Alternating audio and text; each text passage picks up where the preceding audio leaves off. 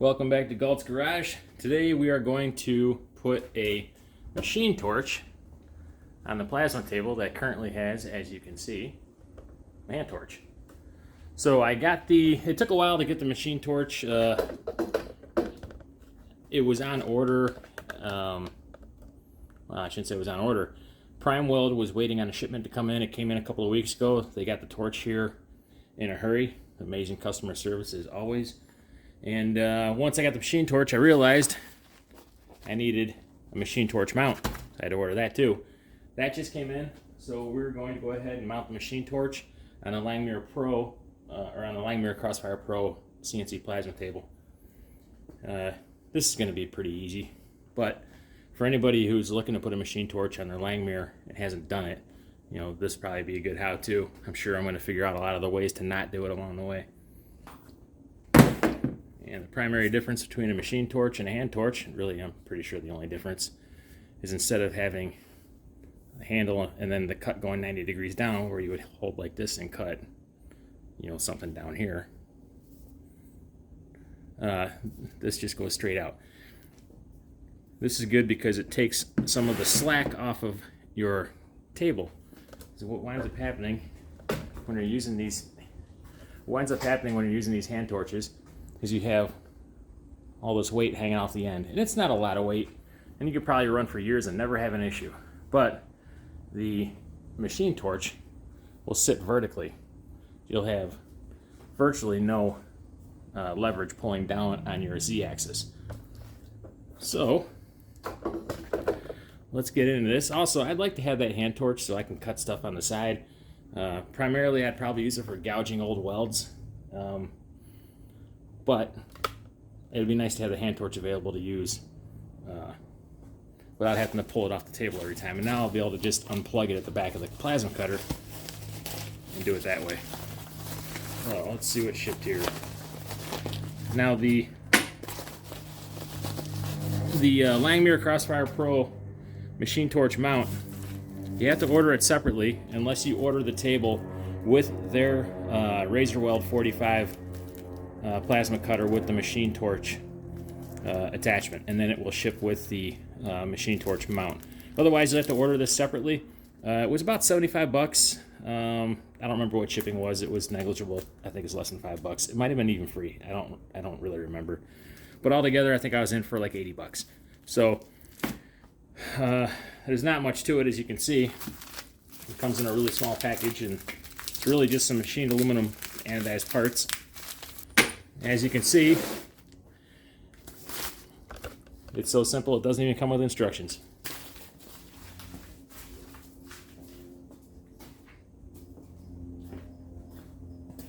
Now, to be fair to Langmuir, all their assembly instructions are online, even their plasma table. I don't believe the plasma table even came with instructions for assembly, and you had to assemble that entire thing. But their online instructions are phenomenal, so you're not going to be lost. Get yourself over your skis. You just hop on their website and take a look at the installation instructions. I don't think we're going to bother doing that here because this is pretty straightforward. So as you can see on these parts here, and I kind of remember this from putting the hand torch assembly on there. These two, they have the holes in the back. These are going to be your slide mounts here. They'll screw in. I might have to look at the instructions, see which one of these I should hook it to, but I imagine it doesn't make a lot of difference. And then these will be your clamps that go on there and hold the torch. And this assembly just comes right off the Z-axis. As you can see, it's essentially it's the same thing that's on there right now. So let's get that assembly off of there and see if we can't get something cut here today. I don't recall all the different sizes, but I think 3/16. Yep, 3/16, as I recall, is the magic number.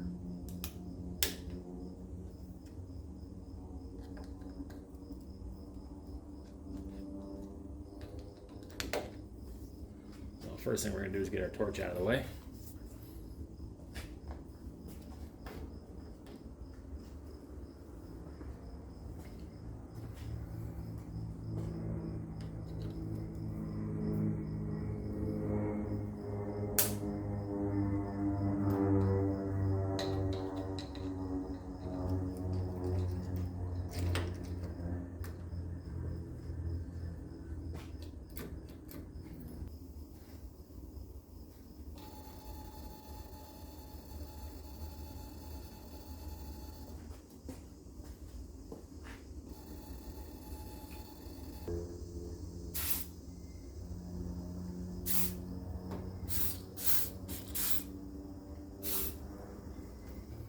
May as well lube it while you got it apart. I'm gonna run it up and down a couple times just to work that lube in.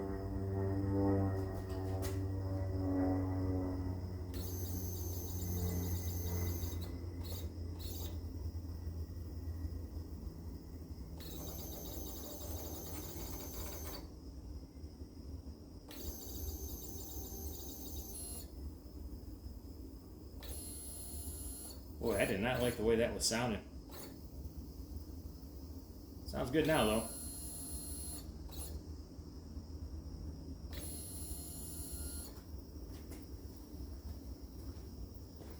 I sure hope it wasn't the lube that made it start running nice and smooth.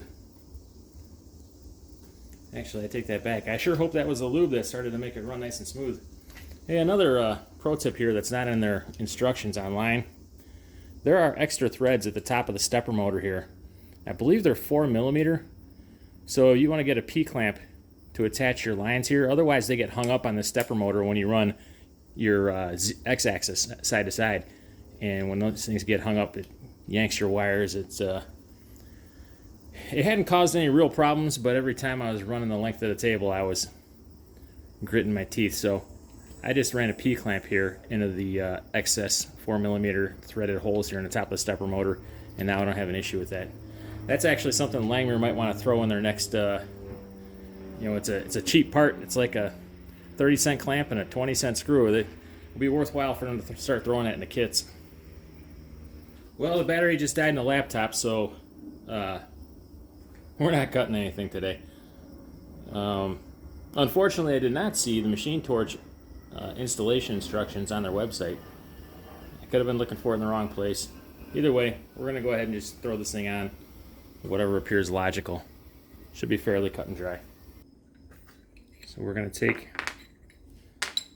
these shorter screws here are going to hold the torch clamps on.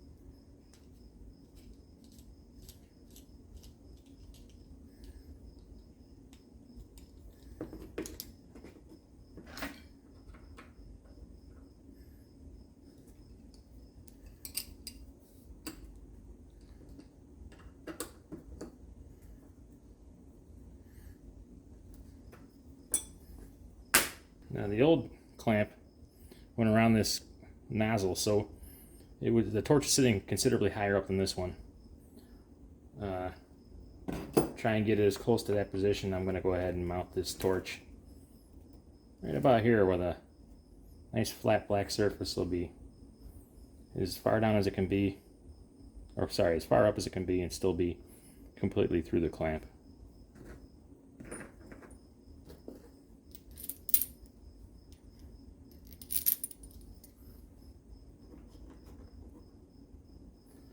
You're going to want to make sure, because these clamps aren't going to close all the way, so you want to make sure you have the same distance here in this opening as you do in this one, or as close to the same as you can get it. That way you know you're clamped on there evenly. And the more even it's clamped on, the more centered it's going to be. Another thing that'll help keep it centered is you see these clamps are a V-shaped groove. You put a little weight on the torch, it'll find center on its own. Okay, I don't want to torque the crap out of it because I don't want to crush this new machine torch. As you can see, I'm already slightly deforming the plastic housing. I don't think that's ideal, but it still threads and unthreads pretty easy, so there's no actual damage, just cosmetic on the outside. So this should be plenty tight. We're going to go ahead and repeat that for the back side here.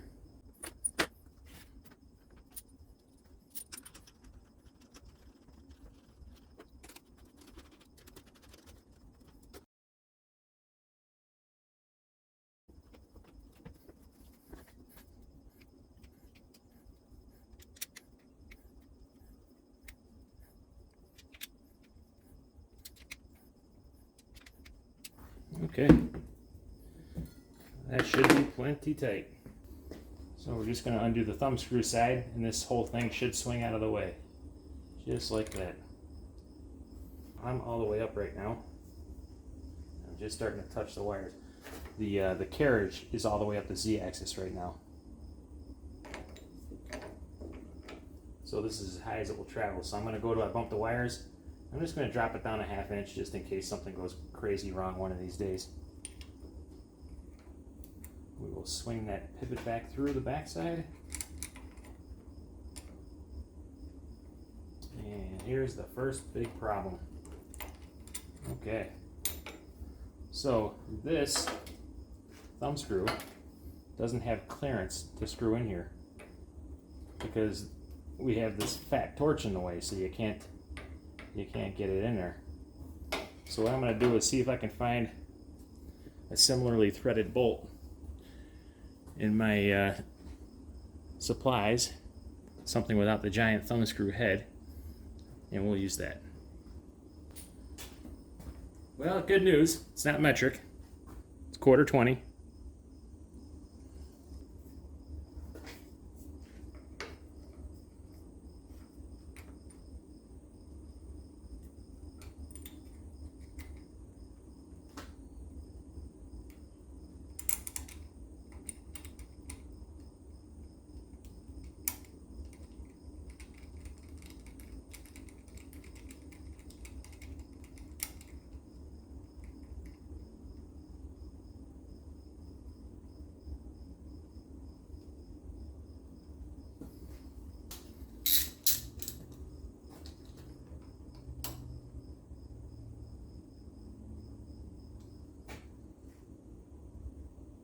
Okay,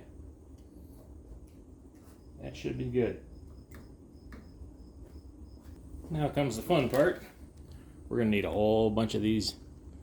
Got to wire tie this whole cable back up. There is one big difference here.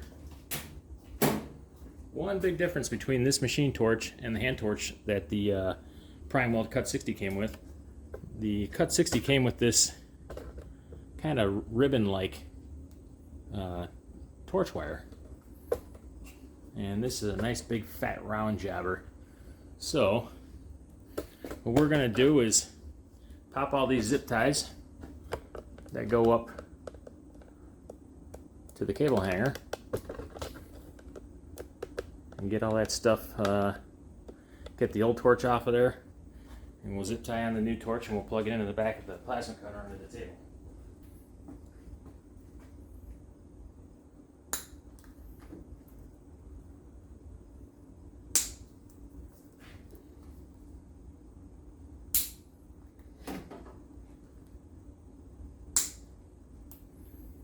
Be real careful when you're doing this. You don't want to snip any electronics. It's a bad day.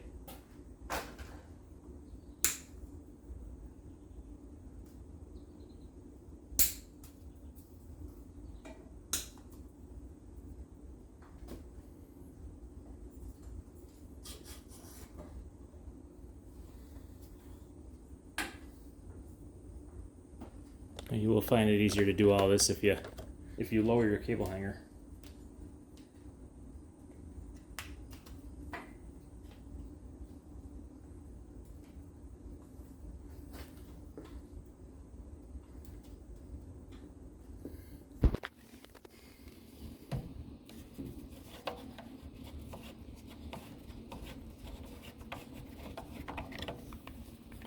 I modified my hanger and put this, this is a drain line guide for a washing machine.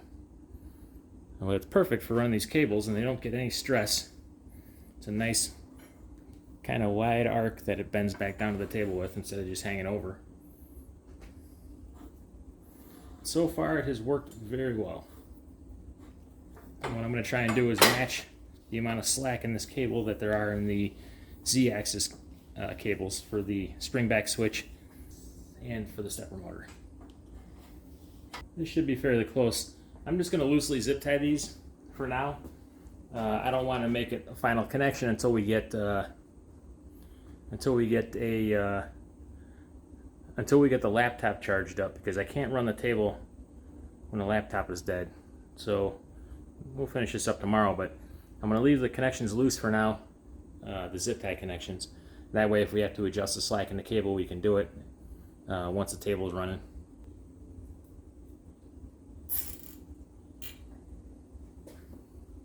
Okay, that's plenty loose enough. We'll be able to make adjustments as necessary.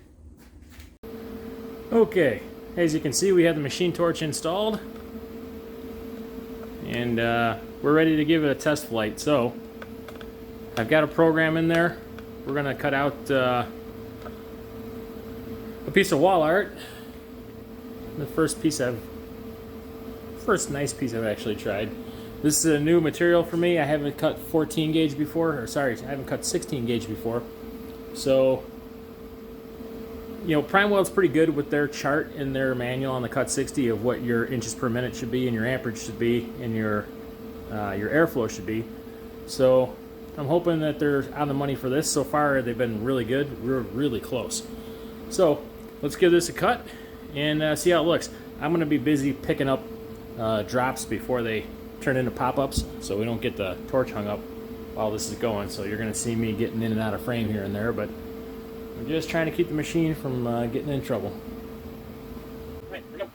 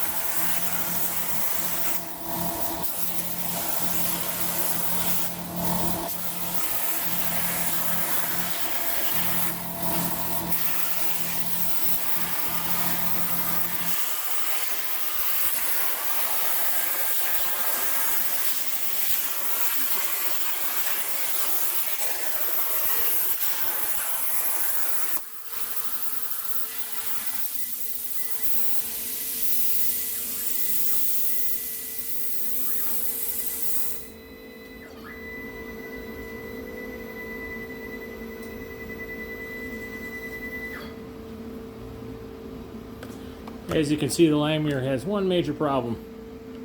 If you cut close to the edge, and by close to the edge I mean there's 4 inches, you are gonna get spray all over the place. I'm probably gonna make some kind of an apron or a skirt that goes up here,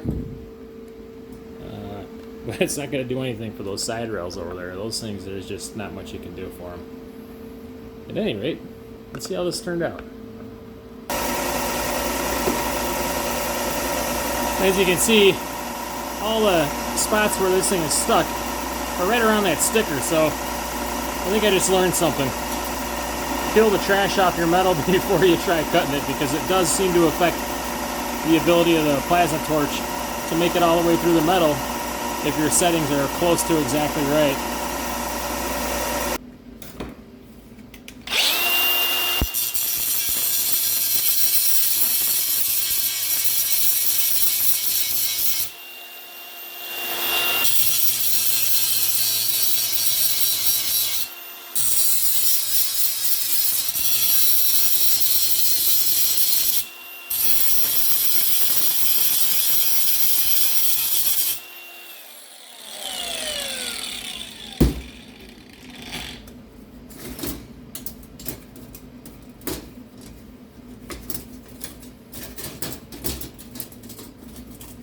I don't want to bend or break anything, so I'm trying to go kind of slow.